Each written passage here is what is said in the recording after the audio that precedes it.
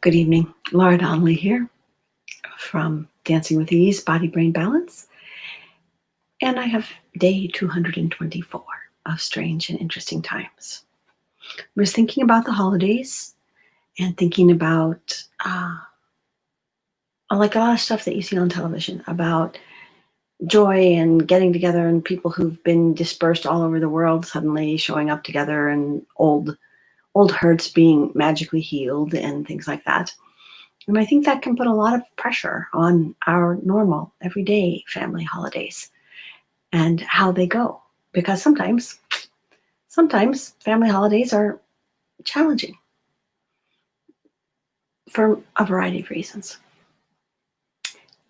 Sometimes they're challenging. I lived far, far away for many, many years.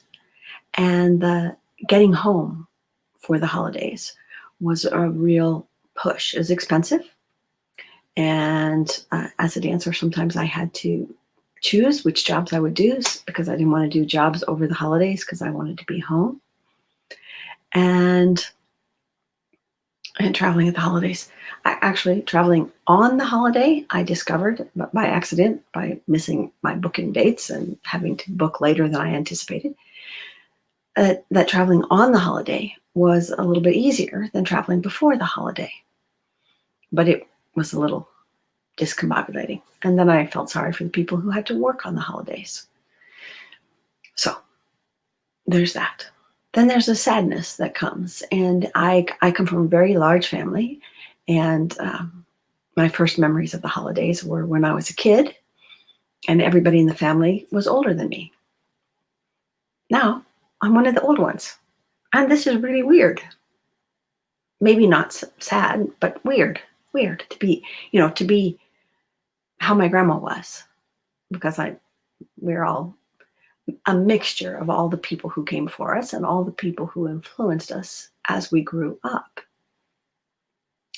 Then there's this thing that I think of as disappointment that comes sometimes. Anticipating something that will be and having it be different than it is. And so how can you approach maybe an annual event that is always this way, which it isn't always this way, but our brain starts to think of it as if it was always this way. And then something is different. Now, I do have a little disappointment. My great aunt, my grandma's sister, she made the absolute best green beans. Maybe she cooked them for a day or two, not in a pressure cooker. Well, maybe she did. She had a pressure cooker that my mom inherited, that then my brother got. I've never used a pressure cooker. I got a crock pot. I can do that. And I can cook stuff really low for a long, long time on my stove. But I did never learn really good how to use a pressure cooker. But these green beans that Aunt Delta made were awesome. And then even now, in my generation, there's people in the family who bring certain things to every potluck family gathering. And then you start to expect them and look forward to them because they're special. They're made special for that thing. So I have one cousin, and he married a woman from Japan. So now I have a Japanese cousin. And she makes really great California rolls. I don't know how she makes that sticky rice. I don't know how she does it. But she can't come this year for Thanksgiving. So we're not going to have that. And I'm really sad. It's kind of a drag. But we'll survive. Somebody else who has gotten really old and not able to come to the family gathering now, she used to make the very best deviled eggs. And so for me, these shared foods are part of the holiday season. Now, I don't make anything fancy because I live 3.5 hours away from where the dinner takes place. So I got to take something that can be eaten cold, uh, or doesn't have to be cooked, or can be cooked really fast when I get there. Or, if I wasn't who I am, I could probably make a pie, but that takes more advanced planning than I put into it this year for this Thanksgiving. So there's all these conflicting feelings around the holiday. I talked to another friend, a really good friend. She said, well, we're only going to have 6 people this year. It's not going to be very different than a regular supper. And I said, except for all the special foods. She said, well, right, all the special foods. We're going to cook this fancy meal. So she's a little disappointed that she can't have a bigger gathering.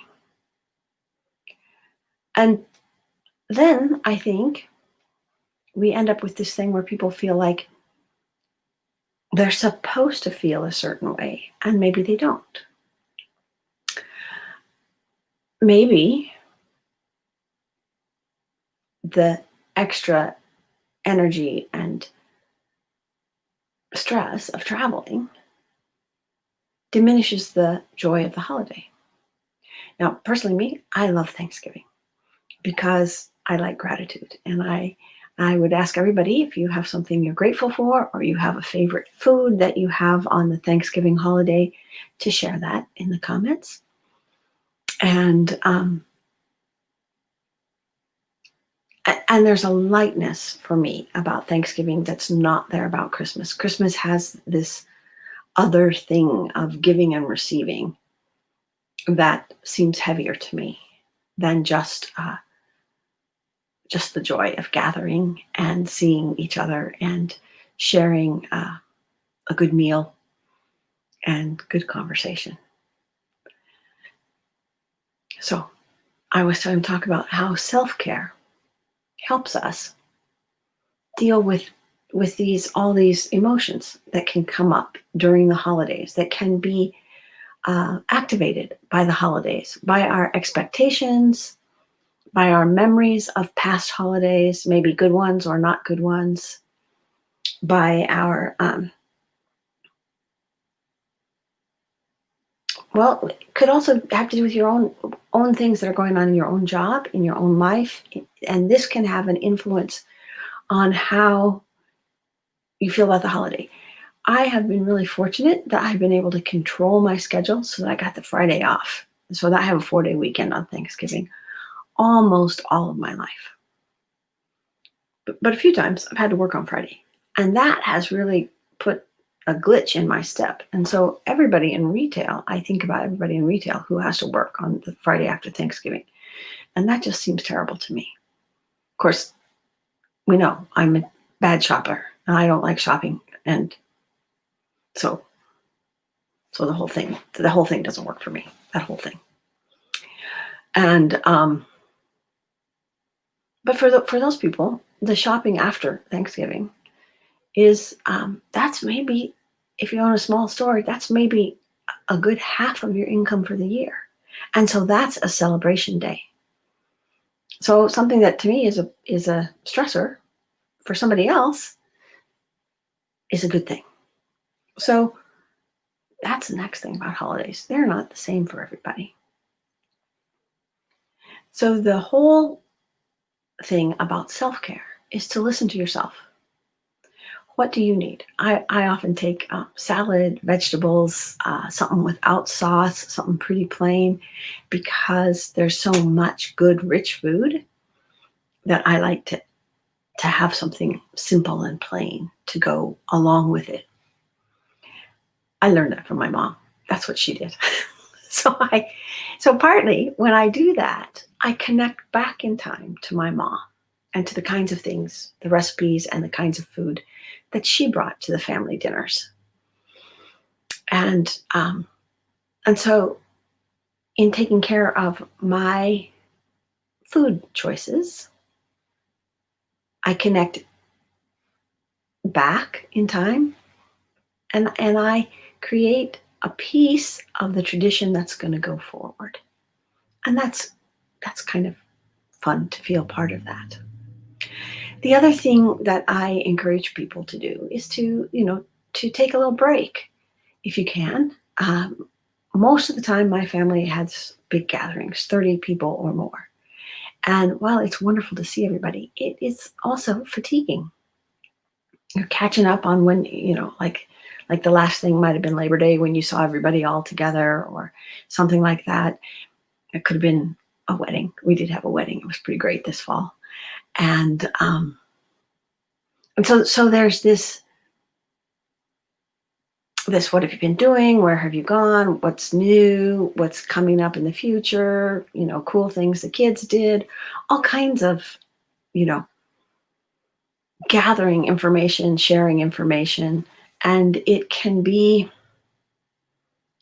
overwhelming, especially if you have a piece of yourself that is introverted. So paying attention, just taking a little moment of self-care. If the noise level gets a little too high, giving yourself permission to go in another room where it's more quiet, or to go outside and take a little walk, get some fresh air. Always good to do that after you ate a whole lot so that you have room for pie. We do that too. That's a part of our tradition. Go exercise a little bit so you have room for pie, because there's hardly ever room for pie after the first course. And so self-care doesn't have to be like something like going for a massage. I mean, that's a great thing to do. Or taking an entire spa day, or going to the salon and having your hair colored or fixed, or any of that fancy stuff. That's all good stuff to do. But you can also do mini self-care, easy self-care, every moment, wherever you are. And part of that for me is paying attention to ease. And when I